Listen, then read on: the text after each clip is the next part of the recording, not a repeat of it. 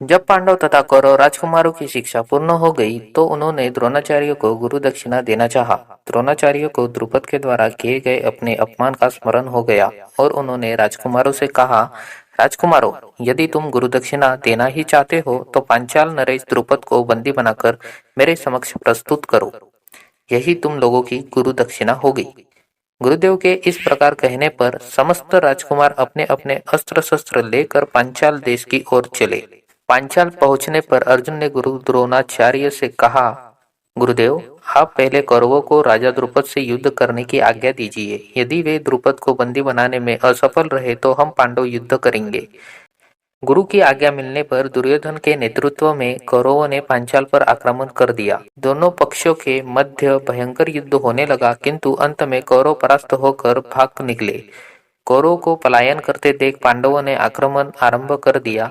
भीमसेन तथा अर्जुन के पराक्रम के समक्ष पांचाल नरेश की सेना हार गई।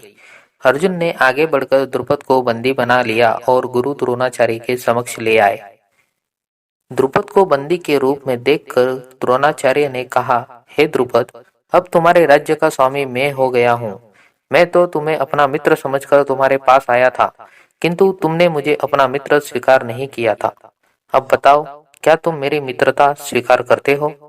द्रुपद ने लज्जा से सिर झुका लिया और अपनी भूल के लिए क्षमा याचना करते हुए बोला, हे द्रोण, आपको अपना मित्र न मानना मेरी भूल थी और उसके लिए अब मेरे हृदय में पश्चाताप है। मैं तथा मेरा राज्य दोनों ही अब आपके अधीन है। अब आपकी जो इच्छा है वो करे। द्रोणाचार्य ने कहा, तुमने कहा था कि मित्रता समान वर्ग के लोगों में होती है, अतः मैं तुमसे बराबरी का मित्र भाव रखने के लिए तुम्हें तुम्हारा आधा राज्य लौटा रहा हूँ।